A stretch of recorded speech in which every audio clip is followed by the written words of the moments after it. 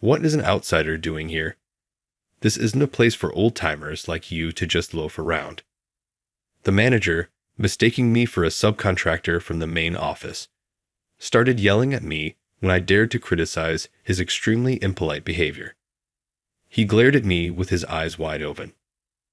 I'm the boss here, and it's a busy day with an important board meeting. It's a nuisance having someone like you wandering around the company. You're in the way. Eventually, he ordered an employee nearby to have me forcibly removed. Geez, I didn't expect it to go this far, but if they want me to go home that badly, so be it. What happens to their important meeting is none of my concern. I decided to go back to my country. My name is Gary. I've worked for a major electrical equipment manufacturer for many years. With my experience, I'm almost like an old-timer there.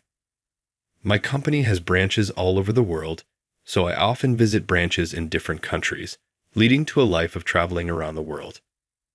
Despite the tough days, I find my job very fulfilling, and I'm grateful for my enriching days. During this time, I was scheduled to visit the Japan branch. I had worked at the Japan branch when I was younger, but I was transferred abroad shortly after joining and hadn't had many chances to visit since then. This trip was for work, but I was very excited to be back in Japan for the first time in a long while. I wondered how many years it had been since I last saw everyone I worked so hard with back then. I was looking forward to it. With these thoughts, I arrived. As I walked around the office, reminiscing and peeking into various departments, I felt a sense of nostalgia. The atmosphere in the office hadn't changed, and it felt nostalgic. However, when I tried to greet my former colleagues and subordinates, I found that most of them had either retired or transferred. Feeling a bit down and reflective about the passage of time, I left the sales department I had visited last and started walking towards my original destination. Then I noticed a man walking towards me. He looked at me with a puzzled expression, furrowing his brows as if to say, "What the heck?" I was perplexed about why he was looking at me like that. Glancing at the employee badge hanging from his neck, it read Director of Sales Planning, White. "Hey, you." As we passed each other, this man, White, suddenly called out to me in a rough tone, "What's with you? You're a new face around here." What a rude man, I thought, considering pretending not to notice him, but then I decided to turn around. "Nice to meet you. My name is Gary," I said. Director White scoffed through his nose as if belittling me. "Gary, never heard of you. What is an outsider doing here? This isn't a place for old-timers like you to just loaf around," he shouted disdainfully. The other employees around us were startled by his loud voice and stared at us. "No, I'm not an employee of this branch, but I am here on business today." "Business?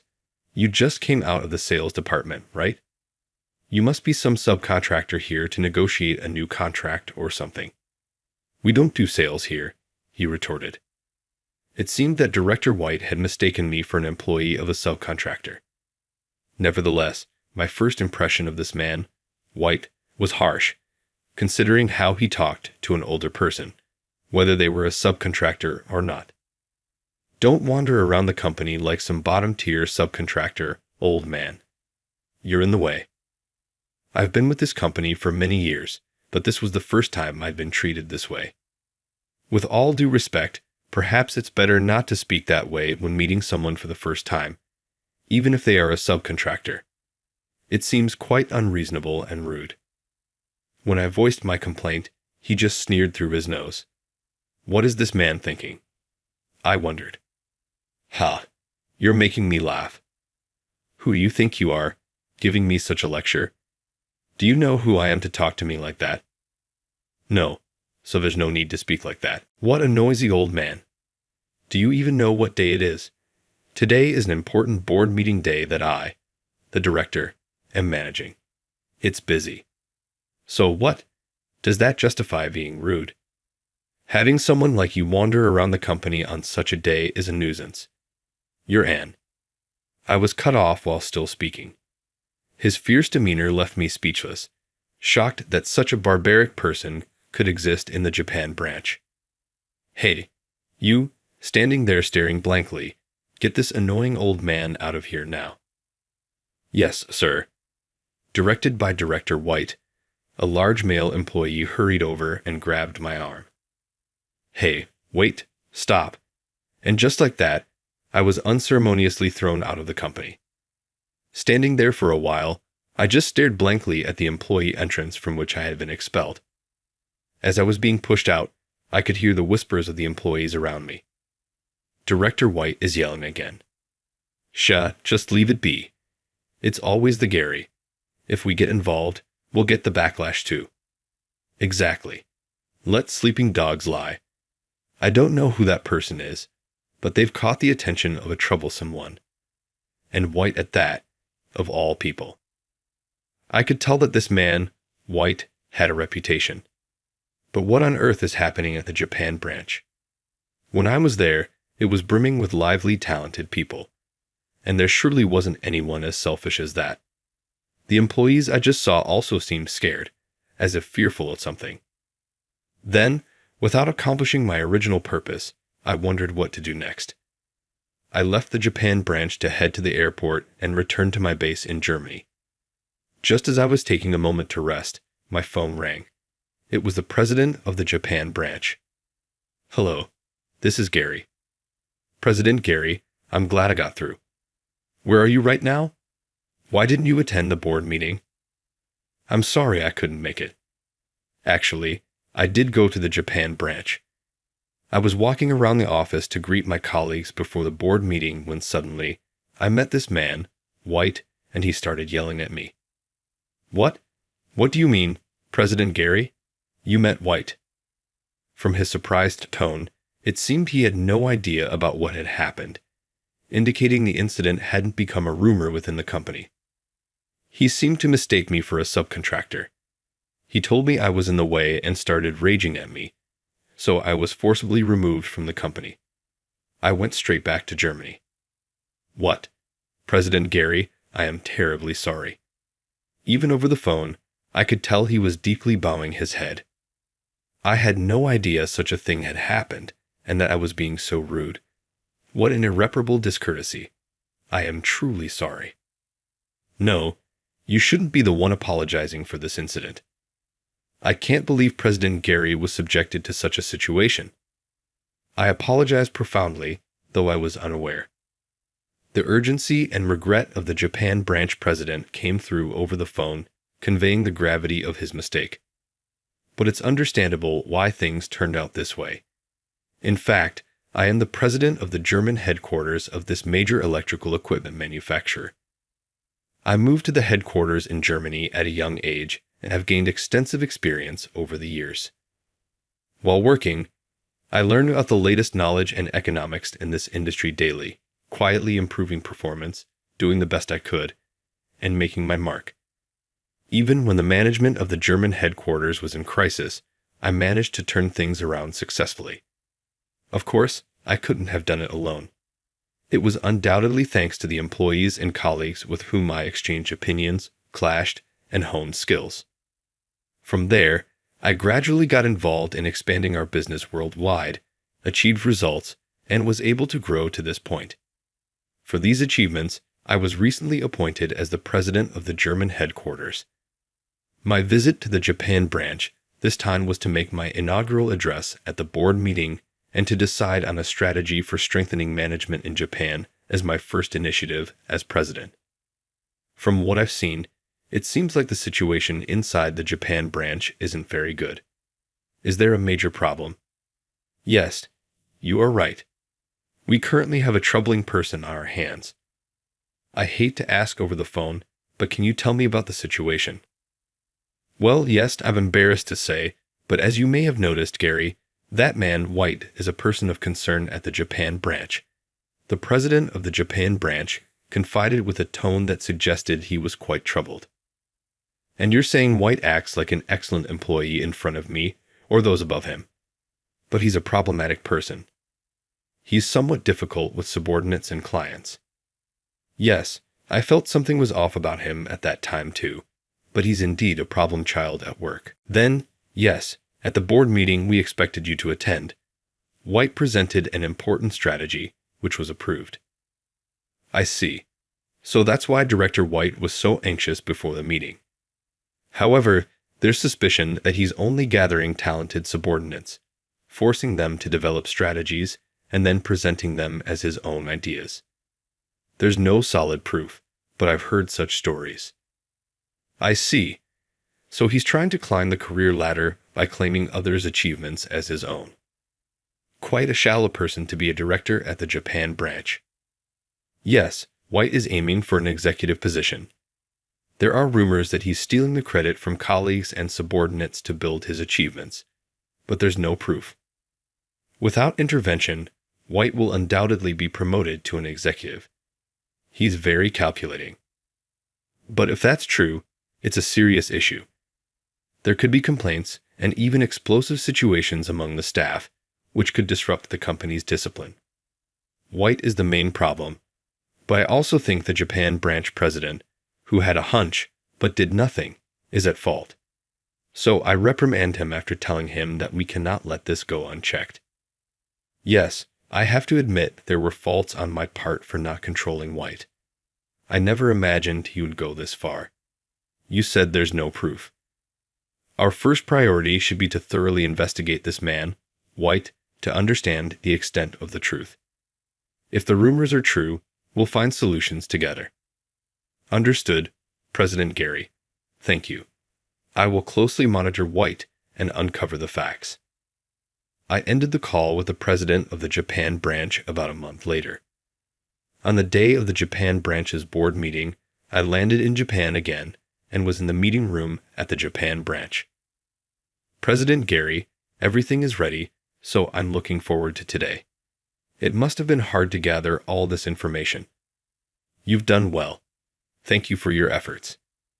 As the executives began to gather for the meeting, White also arrived, seeming very pleased with himself, as if he expected his promotion to be confirmed at today's meeting. White, come over here for a moment, the president of the Japan branch called him. White noticed me, and our eyes met. What? Why is that old man from that time here? Wasn't he a subcontractor? White muttered to himself as he approached. Director White, long time no see. This time, I was able to attend the meeting without being dragged out by you, and it wasn't in vain. Last time, you treated me as a bothersome old man, and I couldn't pretend. White, looking utterly pitiful and confused, seemed to be asking the other executives around for an explanation. Well, calm down. I'm not just some lowly subcontractor old man. It seems you didn't know, but I'm the president of the German headquarters.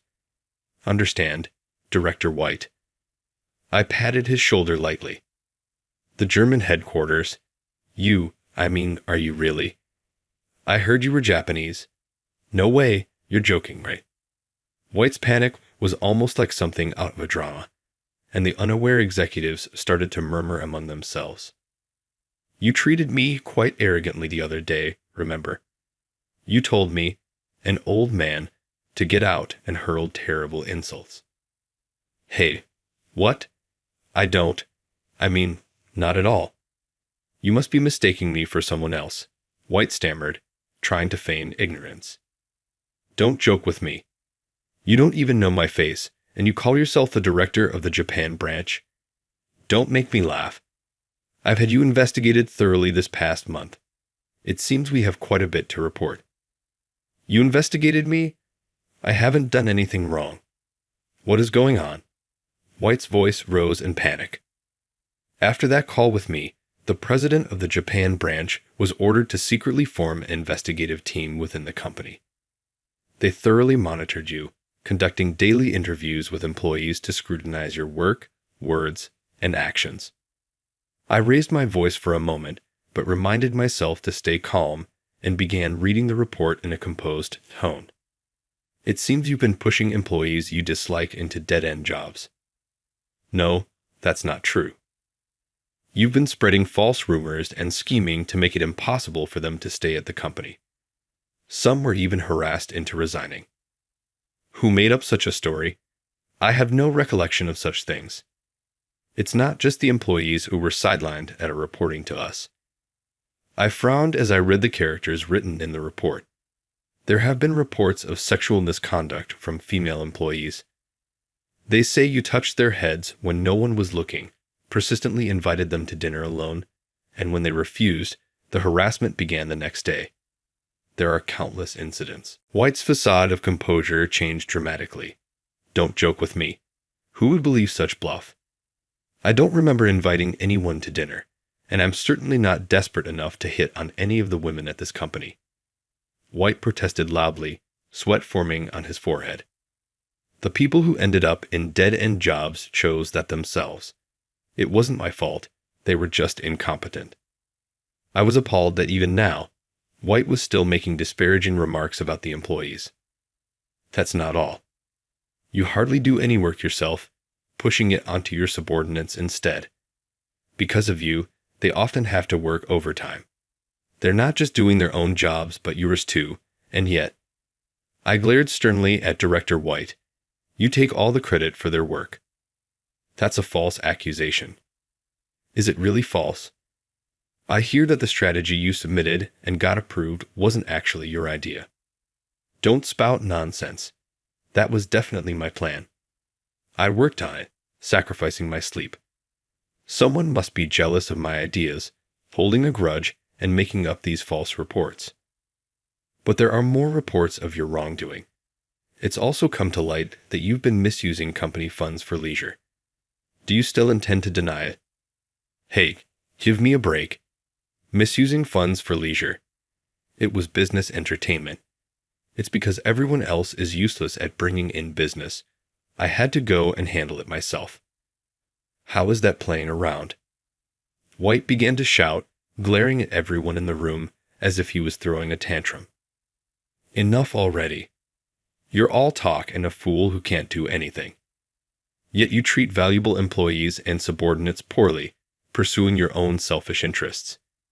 You are the real hindrance to this company. Don't mess with me. You have no idea how much I've struggled for this company. The inconvenience I'm suffering from this false accusation is undoubtedly mine. How long do you plan to keep up this facade? It's disgraceful. Just stop it. Here's all the evidence. Everything has been thoroughly investigated. There's no escape for you now. I thrust a stack of reports at White. Watching the reports, I could see his complexion turning increasingly pale. Don't mess with me. When did you research all this? Damn it.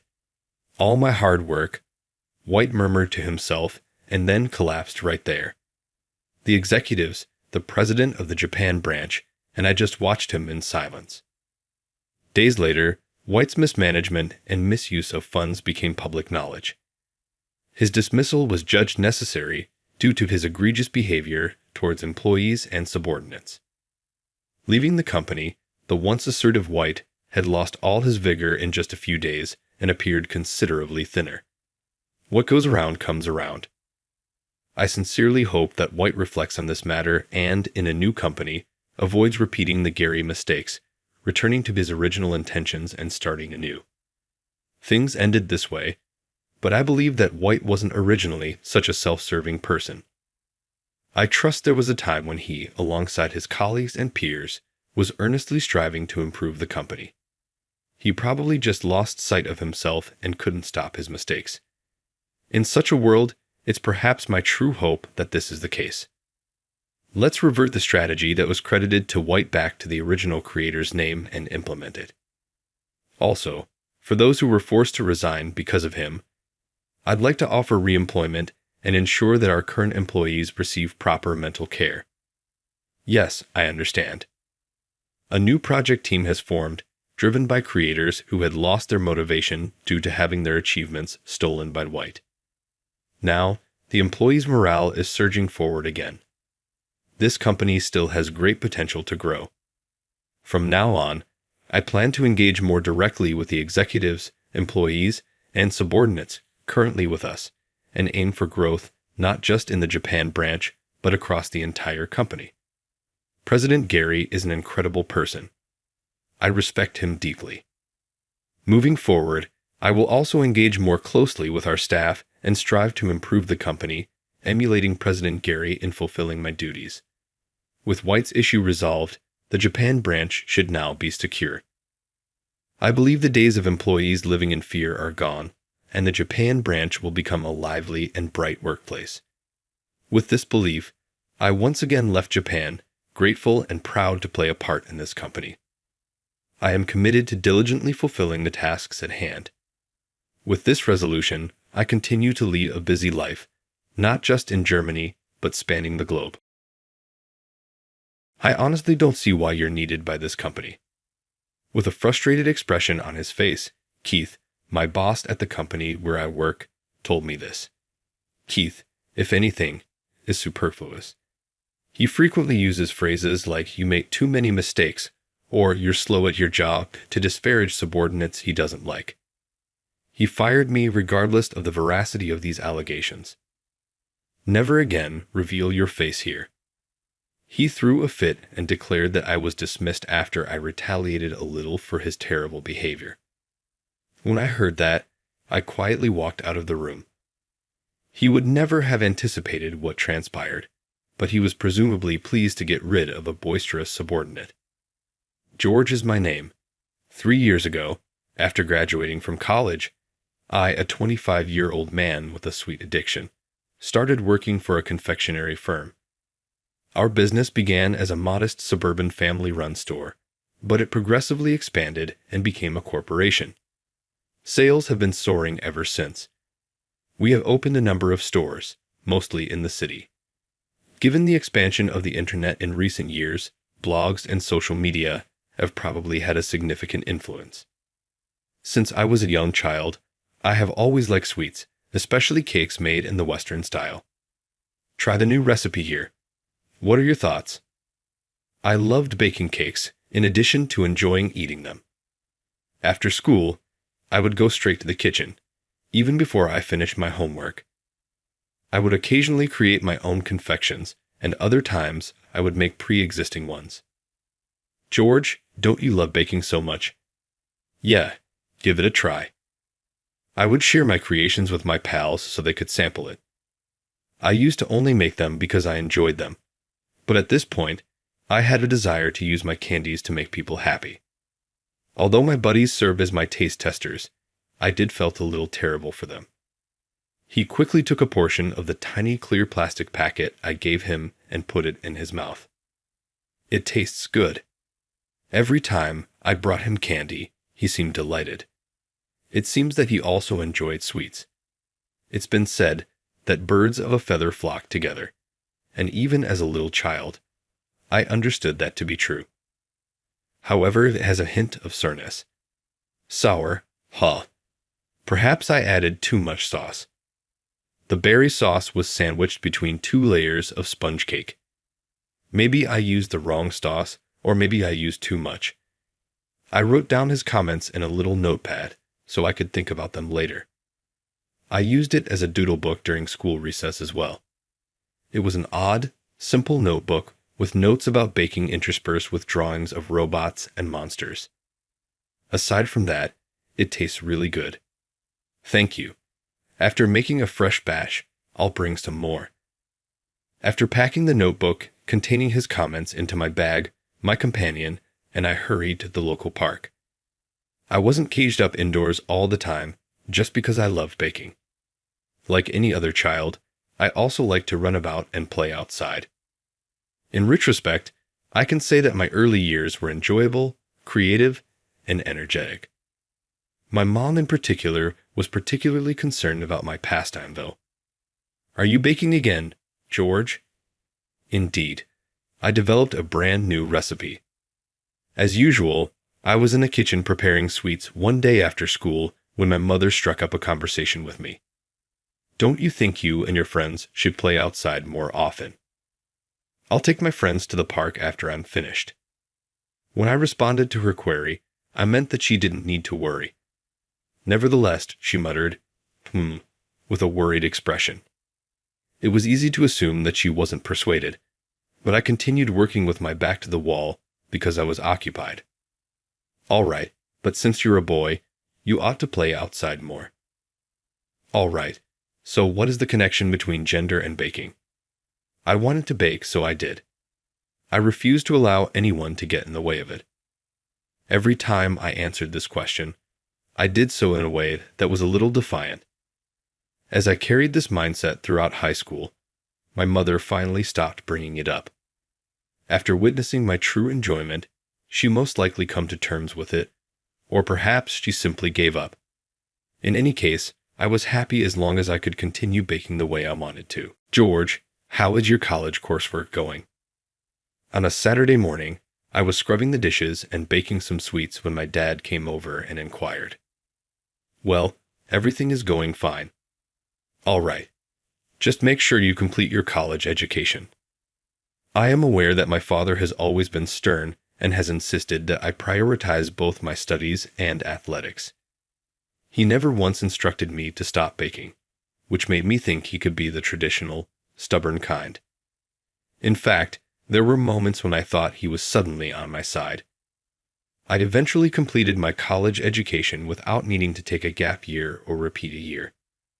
Here, I used my passion for baking to my advantage and was hired by the confectionery firm I currently work for. I started off working at one of the stores, but I was moved to the head office last summer, where I currently work in the accounting division. Hold on, this is weird. The figures don't add up. Since I'm the kind of person who works best on my feet, spending all day at a computer doing math is really difficult for me.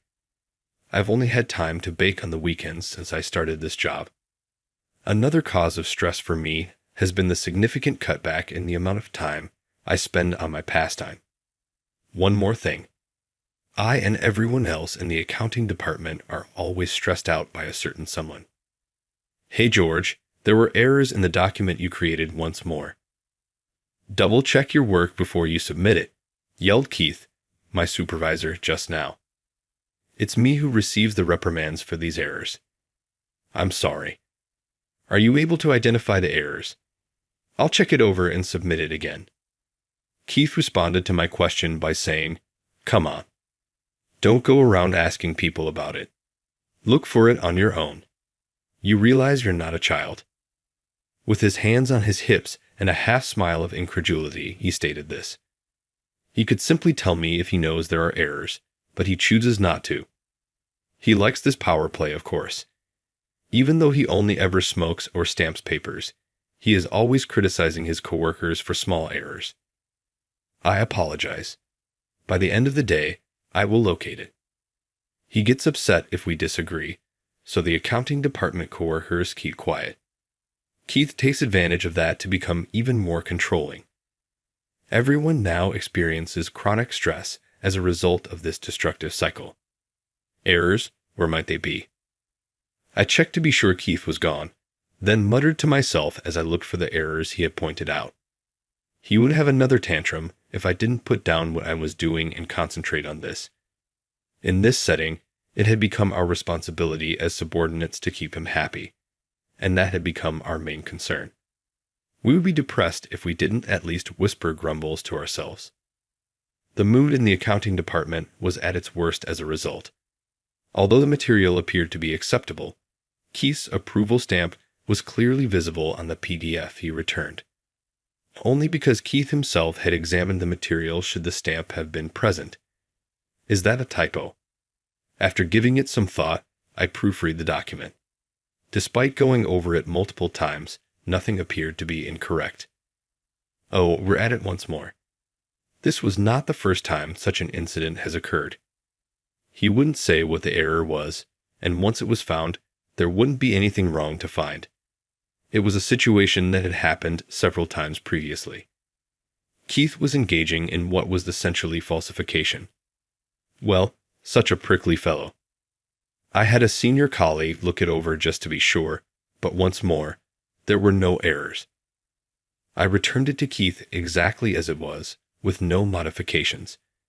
He causes needless suffering to his subordinates in this way. He discloses trivial or even non-existent errors to his superiors and claims credit for fixing them.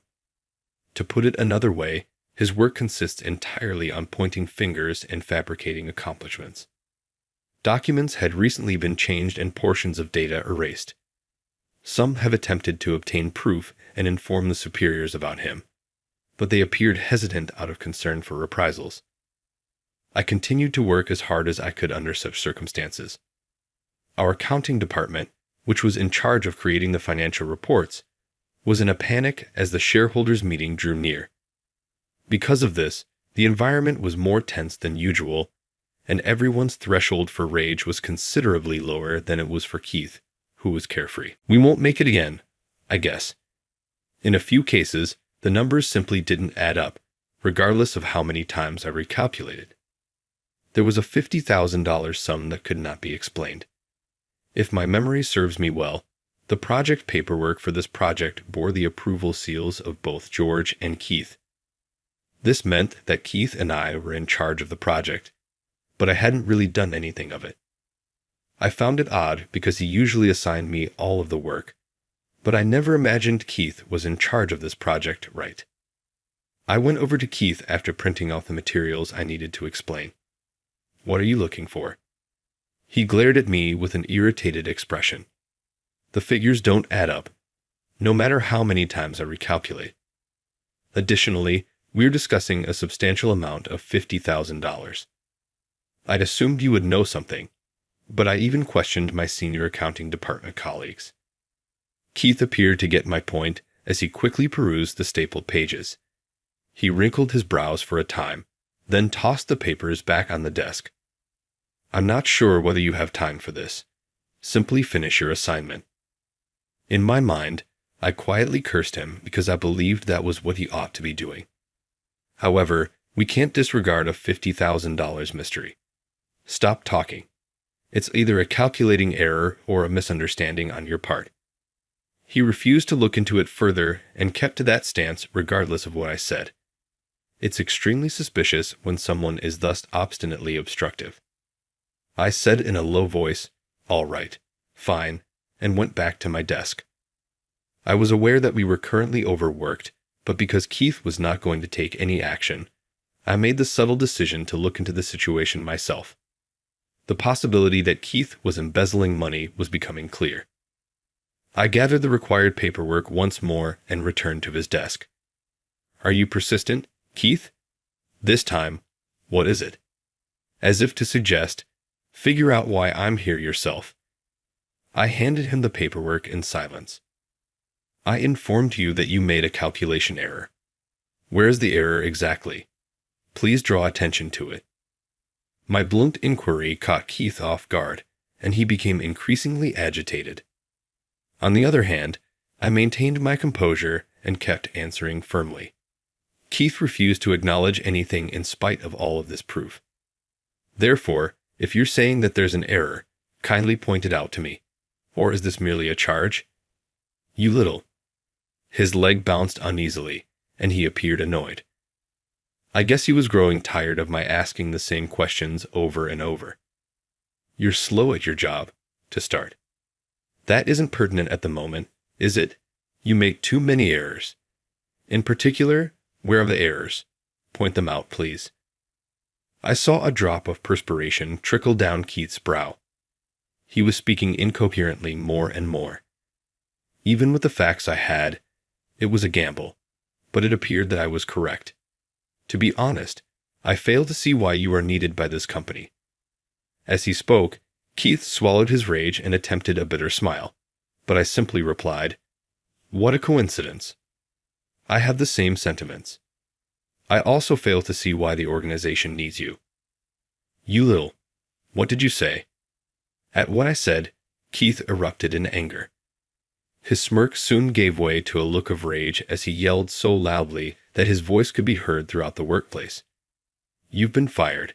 Never again reveal your face here." The abrupt announcement of my termination caught me off guard.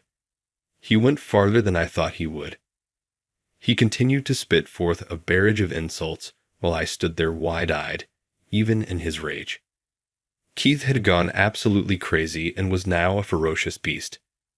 I left the workplace after apologizing to my senior colleagues for my inability to defuse the situation. I pulled out my phone and called someone as I was walking down the corridor. Hey, I want you to proceed with that issue we talked about earlier. The other end's voice was one of satisfaction. Yes, that's all. Thank you. After hanging up, I returned it to my pocket. I couldn't help but smile as I stood in the dark corridor. As planned, the shareholders' meeting took place a few days later. I hadn't shown up in the accounting department since I was fired, but it appeared that the preparations were finished on schedule. I surprisingly ran into Keith as I walked inside the melancholy location. Oh, hi there. You're here, but why? This isn't where you belong. What brought you here? Go now. As soon as he saw me, he began insulting me, but today I didn't bother to answer. I simply laughed casually and dismissed him. Keith, you're speaking too loudly. There stood a tall, graying-haired man. Scott was returning today after spending the last few weeks in the hospital for medical testing. He was the department head and my boss, as well as Keith's. You're right. I said, I was fired. Scott, I already fired this guy. Keep quiet, I said. Scott interrupted Keith, who flinched back, his expression sad. But he kept glaring at me, so it was obvious he still didn't like that I was here. It's almost time now. Should we leave? Yes, I said, and Scott and I made our way to the best seats in the house, which were set aside for the executives and significant stockholders. Why are you sitting there, George? Are you even aware of who owns the seat? Keith continued to yell after being repeatedly warned to stop. Keith, don't you know? The introductory remarks began as Scott, apparently impatient, proceeded to explain. Scott paused his speech and looked at the presenter. I did as he said. At last, even Keith sat down and grudgingly took a seat. Mr. Kelly, the president, stepped up to the stage and started discussing the company's current state, management, and future goals. I could feel Keith's eyes on me all the time during the process. He appeared to have turned pallid. The reports end there. The question and answer period will now begin. Please raise your hand if you have any queries. No hands were raised. The stockholders were too busy going over their materials. Yet, this is my chance. Excuse me, may I ask a question? I raised my hand and looked straight at Mr. Kelly, having previously prepared my questions. I caught a glimpse of Keith squirming out of the corner of my eye. Go ahead. I'm grateful. Concerning the financial statements of the business. Here, I went forward and gave Mr. Kelly the materials. These were the resources I had gathered while looking into Keith. According to this document, there appeared to be approximately $50,000 in unaccounted for expenses. Could you elaborate on the purpose of this money? I appreciate your inquiry. Mr. Kelly turned to Keith and said, I will have Keith, the head of the accounting department, respond to this. Keith jumped to his feet, shaky, and yelled, Why is someone who was dismissed asking questions like this? Furthermore, why are you seated there at all? Keith was making a spectacle rather than responding to the question, possibly because his wrongdoing had been revealed at the shareholders' meeting. A person with your level of incompetence has no place here. You don't belong here. I told you to go. Like that day, Keith had lost all self-control. Normally polite, Scott loudly stepped in to stop him. Keith remained still for a single word, possibly taken aback by his customary manner. It is quite reasonable for him to be present at the shareholders' meeting on this side, no less. Nothing is wrong with it. Keith's expression became blank in bewilderment as he listened to Scott's statements. He fidgeted awkwardly with shame, as if he had regained some of his composure. Keith, take a look at this. Having said that, I produced a copy of a document, a proxy statement, to Keith. When Keith understood what it meant, he started to shake once more. He must have realized who he had betrayed and the consequences. According to the proxy statement, his older brother owns over 60% of the shares, making him the primary shareholder. On his behalf, he is attending. Yes, this was a very unpleasant truth for Keith, and he fell back in his chair when he heard it. He uttered only barely audible moans, as if unable to speak. This company's president is my father, Richard Kelly. Earlier, he was the one on stage telling the stockholders what was going on. My father assumed control after my grandfather, the founder, passed away. The biggest stockholder, my older brother Samuel, is employed in a totally unrelated field to confectionery. What I'm going to inherit is the cake shop. My brother was a senior in high school while I was in second grade. My father started talking to him about the future about the time he was accepted to college. Yes, it's still a long way off, but I'd like to entrust it to you as the eldest son. My brother, obviously distressed by my father's severe tone, scratched the back of his head. Playing loudly with a dual-screen square handheld game console next to them, I was just 8 years old at the time and didn't understand the scenario. Dad, you know I'm not really a fan of cakes, right? My brother had less of a sweet tooth, which was a sharp contrast to my love of baking and sweets. In hindsight, expecting him to take over a bakery shop seemed rather harsh. Yes, your mother informed me. Then spare me, please. I won't be able to dedicate myself to running a store that sells something I dislike. Yes, it is accurate. However, the store was still a little family-owned enterprise at the time. Sales, however, were rising steadily. Making tasty and reasonably priced candies that even young children could purchase with their pocket money was the shop's credo. This strategy had been sufficiently well-liked locally to be highlighted in local publications. My brother made the decision to invest in the store and form it as a corporation when I was a high school student. He decided to do that rather than take over the company. Sales of the pastries have increased even further since then. Our current position is the result of the company's steady growth. Hey, my brother is expecting his second child soon and can't leave his wife's side, which is why I'm here on his behalf. Keith's face paled even more when I told him why I was there. He remained sitting and gestured at me with a quivering finger. But the most significant one is your brother. It doesn't alter the fact that the business doesn't need you. What are you saying, Keith? Once again losing his temper, Keith received a stern reprimand from Scott. Keith's countenance, which I had seen on numerous occasions, became blank. He's the second son of Mr. Kelly and the next president of this company. What? It was unavoidable, yet it had become an unexpected announcement. As Scott said, it's still some time away, but I am set to take over from my father as president. The announcement that I would be taking over as vice president was meant to be made during the shareholders' meeting, but things have gone awry. Not at all. You, the incoming president. Keith appeared to lose focus as he heard Scott's statements. He didn't want to believe it, or rather, he couldn't believe it. How could he simply accept that the president's son was the subordinate he had worked so hard to discredit?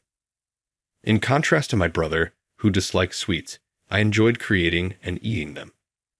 I grew up eating cakes from the shop, so I was well aware of how good they were. My goal was for this taste to become even more popular nationwide. That's how I started thinking at one point. In order to produce sweets that could be purchased with pocket money, I not only manufactured pre-made cakes, but also developed my own recipes. I concentrated on cutting expenses as much as I could. How to make them appear as nice as they tasted was the difficult part. Beyond appearances, creating new creations brought me a lot of satisfaction. The procedure seemed almost like a puzzle game when these two guidelines were kept in mind. In addition to cutting expenses, I also wanted to make sure the ingredients were safe.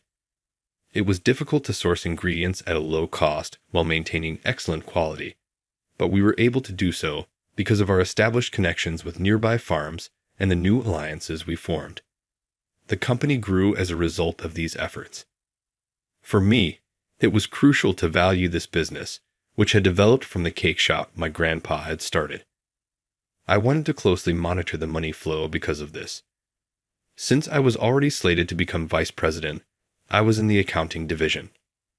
I believe it was the right decision even if my original goal was different because I ended up exposing someone like Keith. We will now go on to the Q&A. The results of the study into this issue will be presented by George, the vice president.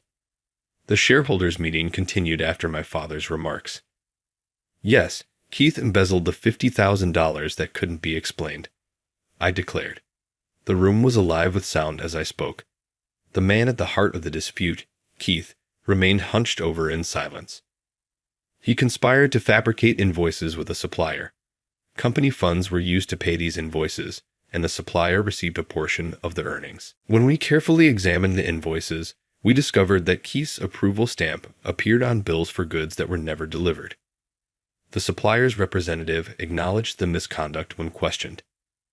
In order to prevent Keith and the other persons involved from escaping, my father and I agreed to report the damage to the police on the company's behalf. In front of the board members and shareholders, I revealed Keith's wrongdoing. With a dejected expression, he fell to his knees as everything became clear. I heard, "This is the police," at that very moment. "Keith, you have an arrest warrant." Keith was taken away by the police officers who had come at the shareholders' meeting. He allowed himself to be led away without protest. My father and I bowed to the stockholders a few minutes after the room had subsided. We were expressing regret for an employee's misbehavior. To formally look into the degree of the damages, we plan to collaborate closely with the police. The goal is to get Keith to pay back as much of the losses as he can, even though not all of them may be recouped. George was the first to discover the scam. I think he is qualified to lead this organization as vice president and then president because of his unwavering commitment to enforcing the law. The room erupted in cheers when Mr. Kelly said this. Being accepted instead of disliked was comforting. Let's listen to the new vice president's speech now.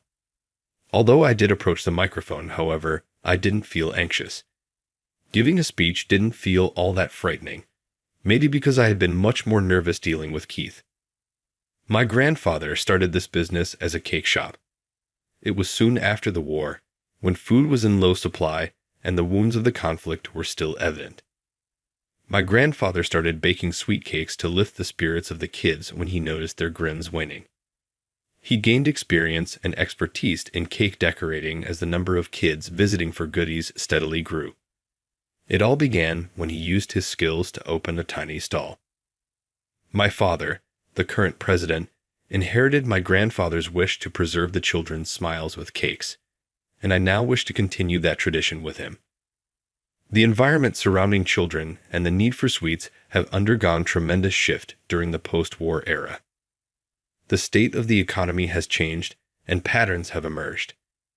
However, there is one thing that hasn't changed: children's smiles when they eat sweets. I want to make sure that priceless joy never fades.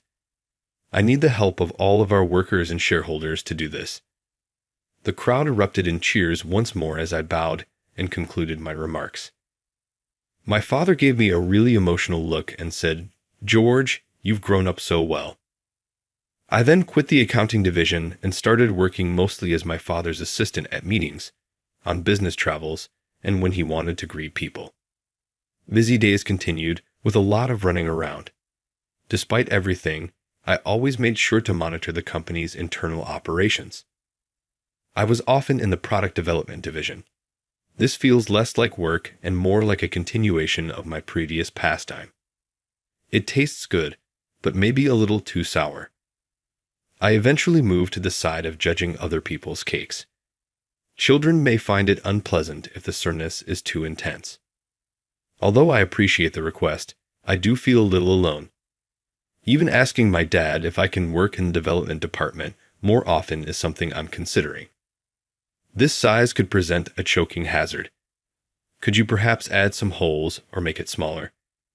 I was concerned that my incessant criticism could irritate people, but the development department staff assured me that it was beneficial. I've known a few people in this department since I was a young child. Fortunately, everyone trusted my opinions, maybe because I've been eating the company's pastries since I was a child. Are you only here to taste the cakes, George? I was mocked by Edward, the development department director, who has known me since I was a young child. Obviously not. I'm here to observe the progress of the development project. Everything is fine. Additionally, your exact counsel is always quite beneficial. Knowing that I wasn't merely circling about was a relief. I used to work in the accounting department, and I occasionally showed my face there as well. The department head is now one of my seniors who always looked out for me. Under Scott's tutelage, he appears to be settling into his new role. He'll likely succeed even in this new managerial role because he's good at taking care of others. Oh, Mr. Kelly, good afternoon. Good afternoon, indeed. The accounting section has a more upbeat vibe than it did previously. It's most likely because the problematic person who threw tantrums, made up mistakes, and tossed work on others is no longer there. Since then, working has been considerably simpler. Above all, we don't get yelled at, and we can communicate with our managers more readily. The office erupted in laughter when one of the coworkers mentioned that. Yes, it's a positive result if they can now laugh about what happened in the past. Sincerely, I'm relieved they weren't traumatized. I was happy that I hadn't made a bad choice. During a break on another day, I decided to stop by one of our stores. Originally a tiny cabin that my grandfather constructed by hand, this was our first store and has undergone multiple renovations. Hello. A bell rang, and a parent and child stepped through the manual door. A young child, perhaps 4 or 5 years old, appeared to be thrilled by the pastries. More customers soon arrived. As the kids selected which cakes to purchase, they were all grinning broadly. Some of them filled their small baskets with so many cakes that they appeared to be about to overflow. Although it was wonderful to watch, I questioned whether their mothers would discipline them for grabbing so many. Funny, this reminds me of the past. We can purchase as many cakes as we choose now that we are grown-ups. They refer to that as a shopping binge. The exhilaration of being asked to choose only one favorite dessert, whether it was the same cake I always had or the risk of trying something else, was what I enjoyed most though. I was the kind of person who was always up for trying something new. Finding different kinds of cakes was like embarking on a true journey. The children who are currently selecting cakes in the supermarket are undoubtedly experiencing the same thrill. There are a lot of smiles here because of this. It's time to return to work and give it my all then. My goal is to preserve those smiles and pass them on to the following generation. Keeping that in mind, I started working on my next assignment.